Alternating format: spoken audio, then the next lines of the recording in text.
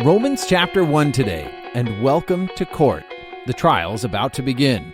Now I'm going to indulge in just a bit of drama here, but I promise this will totally help you understand Romans.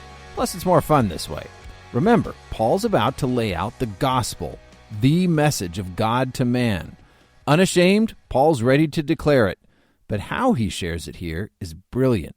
Beginning in verse 18, Paul lays out what can only be described as a legal case. It is thorough, it is exacting, and it moves very decidedly towards a verdict. Paul is prosecution, and the trial is serious. Now remember, please don't walk out early. We're in court, and every wise judge knows you don't pass judgment until all arguments are complete.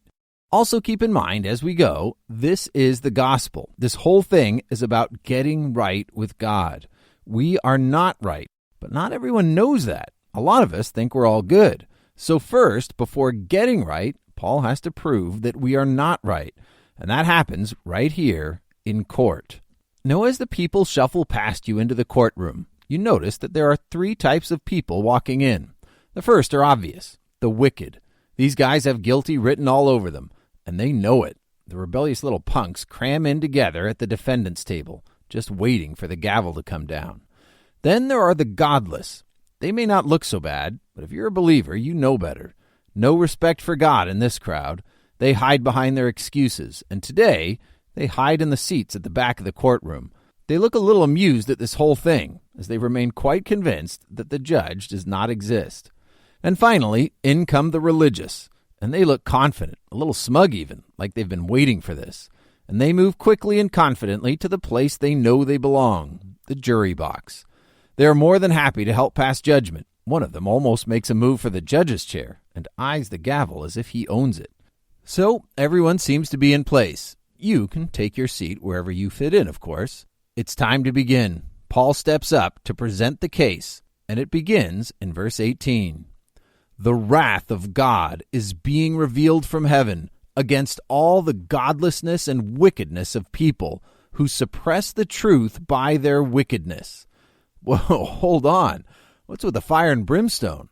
The wrath of God? Paul starts the gospel with the wrath of God? Yep. But can a good God get angry and still be righteous? Well, think of it this way. When I was about 20, I saw a man in a parking lot beating a woman severely. I was barely a man, and he was twice my size. I was scared, but I was angry. So was I right or wrong to be angry? I would say that only a sick and depraved man would not be angry at that. If you love good, then you must hate evil.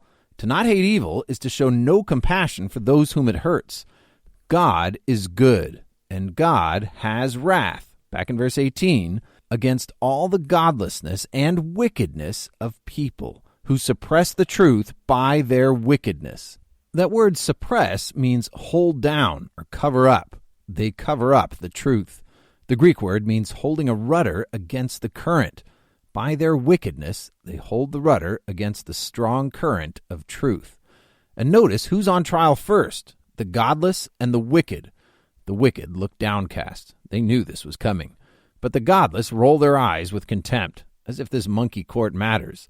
So Paul squares up with the God deniers first. And in verse 19, since what may be known about God is plain to them, because God has made it plain to them. For since the creation of the world, God's invisible qualities, his eternal power and divine nature, have been clearly seen, being understood from what has been made, so that people are without excuse. What Paul is saying is that the evidence of God is everywhere. And watch his wordplay here. God's invisible qualities are clearly seen. You can see the proof of the invisible God in all creation. It is undeniable, so that people are without excuse. And it is the word excuse that hits home with me. At 21, I was a scientist, an A student at one of the top engineering schools in the country. And in this court, I sat in the back, godless. So Paul presents the case against me next time. Thanks for joining us for today's audio guide. And remember, faith comes by hearing, and hearing through the Word. But God shows his anger from heaven against all sinful, wicked people who suppress the truth by their wickedness. They know the truth about God because he has made it obvious to them. For ever since the world was created, people have seen the earth and sky. Through everything God made, they can clearly see his invisible qualities, his eternal power and divine nature. So they have no excuse for not knowing God.